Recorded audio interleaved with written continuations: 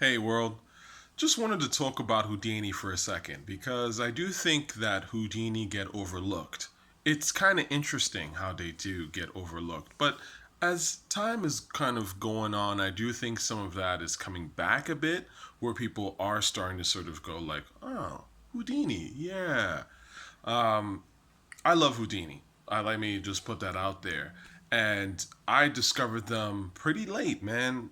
I mean, for a guy who has been listening to rap since 97, I heard the name here and there, but it's just not something that I actively pursued or try to understand. It just seemed like one of them old sort of like when someone says like Cho Rob G, like yeah, like he rapped and he was important, but at the same time, there are other rappers around this era that are sort of more monumental. Not to take anything away from Cho Rob G, but my point is with Whodini, I'd heard the name, but I didn't really know anything about them until probably maybe 2010 or something like that. 2010, 2011, around those years, like basically this decade. I had an OG put me on to Whodini because he was like, yo, this 5 Minutes of Funk record was like this shit in 1984. Like, people were playing that, like, basically hip hop fans. They were playing in the projects everywhere. Like, if you were into hip hop, 5 Minutes of Funk was your record. But he never really sort of went into much depth with Whodini. He was just kind of like, oh, there's this group Whodini. And then I started kind of, over the years, slowly, I was like checking out various songs here and there, and I loved their shit.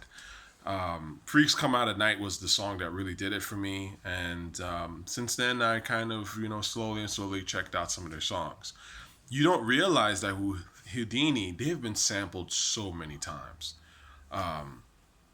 Beats wise, One Love, sorry, not One Love. One Love has been sampled before. I'm trying to remember who did One Love and sampled it. But Friends, obviously, Nas with Imagine That. If I Ruled the World. So, Whodini has sort of been there. And I always thought it was interesting how, like, that line from Freaks Come at Night, the very beginning, where he's like, discos don't open through after dark. It ain't till 12 till the party really starts. I think Method Man said that back in, like, 97 or 98. Well, Alright Ya, which was actually, like, the first Method Man and Redman song I ever heard because it was on Docs the Name. And it was the first time I heard them together on a record. And I remember loving that. I just love that line. So it's interesting that years later I figured out that actually that's a Whodini line. So, things like that, man. That's why it's important to know your hip hop. If you're really a fan of this stuff, because people aren't doing these things out of nowhere, right? They are being influenced by other great things. And that's the thing. If you want to be great, you have to know what was great before you, right? There's no way you're going to be great just out the blue like that. I think Whodini are phenomenal. Freaks Come Out at Night is my absolute favorite record from them. But they also have a bunch of other ones that I think are phenomenal. I think Big Mouth is phenomenal. That beat, I mean, Larry Smith is a complete genius with the beats. We'll get to that in a second. Big Mouth, Friends, 5 Minutes of Funk. It's cool. It's not like my favorite song, but I respect it. How Dare You, which was on their second album, I like quite a bit. I thought that beat was fly, and just kind of how they came on it was cool. And so those are kind of like the Whodini records that I really mess with for now. I'm sure the other ones that I haven't finished like listening to all their stuff, but I really like them, man. And they came out of Brooklyn, man. Actually, it's really interesting, when you talk about Gowanus, projects. Like, I'm not too far from them, man. Like, I haven't actually. I think I maybe swung by there once, whatever. But they really sort of put Brooklyn on the map. But the producer was from Queens, which I also think is really interesting. Larry Smith to me is one of those guys that doesn't get enough credit, and I do think that he is arguably the first great hip hop super producer. Like, here's a guy that was doing Whodini's records at the same time as doing Run DMC's records, which is phenomenal to me. Now, I really prefer the Whodini beats. I think I just prefer Whodini in general to Run DMC. No shade to Run DMC. Run DMC's look is more kind of interesting and more appealing. But I think Whodini just made better music to me. You know, but you don't realize that Run DMC and Whodini were being produced by the same guy, and that's Larry Smith. So here's a dude who's literally doing this type of shit. He's producing with one eye open on this side, and then the other eye, I can't close my eye, but you get my idea, on the other side, and doing totally different type of production, which is crazy. I mean, that is some real genius shit. Larry Smith to me is one of those guys you should kind of pay attention to because again, with the OG that put me on to some of this stuff from the '80s, he did this beat that people have sampled since called Dollar Bill. It was a Jimmy Spicer record, and Larry Smith did that. What I think is very fascinating about Larry Smith is a James Brown enthusiast. As again, this is the hip hop DNA. Like it's funk, it's rhythm. Like you kind of have to have rhythm to really be into this stuff and be good at it. But what's interesting about him is that he was a trained musician. I mean, this is a guy that played a whole bunch of instruments, knew a whole lot about playing and composition and all that kind of stuff. But at the same time, he used drum machines. And he thought and said, you know what? What's interesting about hip hop is the sort of that energy, that hard, gritty energy. And he realized and he knew that live drums wouldn't really pull that off.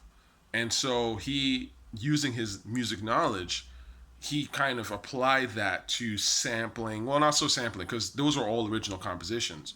But he applied that to also using drum machines and did a phenomenal job.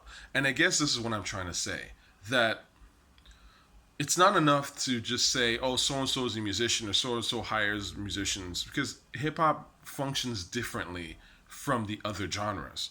And part of the genius of being someone like a Larry Smith is knowing what works for hip-hop and what doesn't work. And he figured out, of course, super early that hip hop is about that hard drum, that hard energy, and that aggressive energy. So we're gonna make sure that we, make those records stand out and have that, the hard bottom, the bass lines, all that. Like we're not just gonna be like, oh, because I'm a trained musician, therefore I'm gonna have my little drum scan in the background while I got some like harps or whatever. That's a different genre. We don't want to hear that in hip hop. There's nothing wrong with those kind of music and beats and stuff like that, but it's not really hip hop. You know what I'm saying? What makes hip hop is that urgent, gutter, that harsh sort of beautiful feel to it. And Larry Smith was humble enough to know that, yeah, I'm a musician and I'm trained and I have all this knowledge, but I'm not going to necessarily, I am going to expand hip hop with my knowledge, but I'm not just going to come in here and be like, oh, I'm a trained musician. Like, I can, all this like drum machine stuff is stupid. Like, I'm just going to do my own thing. Nah. So I respect Larry for that. And he's one of the guys that Primo mentioned was in his top 5 of all time. And that's actually really when I heard the name, because before I didn't even know the guy's name, which is crazy. Again, shows you how, like, yeah, man, look, I've been listening to hip hop a long time. I'm by no means a historian. There are people that know this better than me. But my point is, for a guy like myself who's been listening to this stuff for a very long time, it's sort of crazy that I didn't know about Larry Smith until Primo mentioned him. And it goes to show you the gaps of knowledge that we can all have, and that's why it's important to just always learn stuff and be humble about it. It's interesting to me. It's fascinating to me. Larry Smith, by the way, also did my favorite Run DMC record, period. My favorite Run DMC record by far is a song called Daryl and Joe. If you ever get a chance to listen to it, because Run DMC is not really my cup of tea. They were cool, but I think Daryl and Joe, which I actually heard about through a Nas interview, because Nas was talking about how that song in particular like just blew him away. And when you hear it, you're like, yeah, man, this beat is like phenomenal. It's like, it's very 80s in a way, but it's also just kind of like when you listen to it, it's that like nostalgic, but at the same time like to the future type of thing. Like, and I love that about it. It's like, it's both in like a child of the 80s thing, but it's also very much like you listen to it like, damn, like I'm gonna be something one day. You know what I'm saying? Like it has that sort of look, a child looking into the future type of feel. And great beat, phenomenal record, and easily my favorite Run DMC joint. So shout outs to Run DMC of course, but Whodini and Larry Smith passed away unfortunately some years ago. But we got to give flowers to our people while they're still alive, man. And I totally recommend you check out Whodini.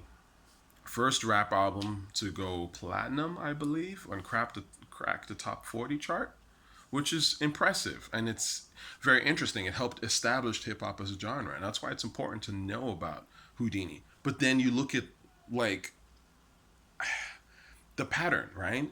What makes hip hop last and what makes hip hop hip hop? It's the hard beats, the melodic soundscapes, right? And that's what Whodini brought to the table: hard ass beats, melodic soundscape, and then of course flow and all that kind of stuff.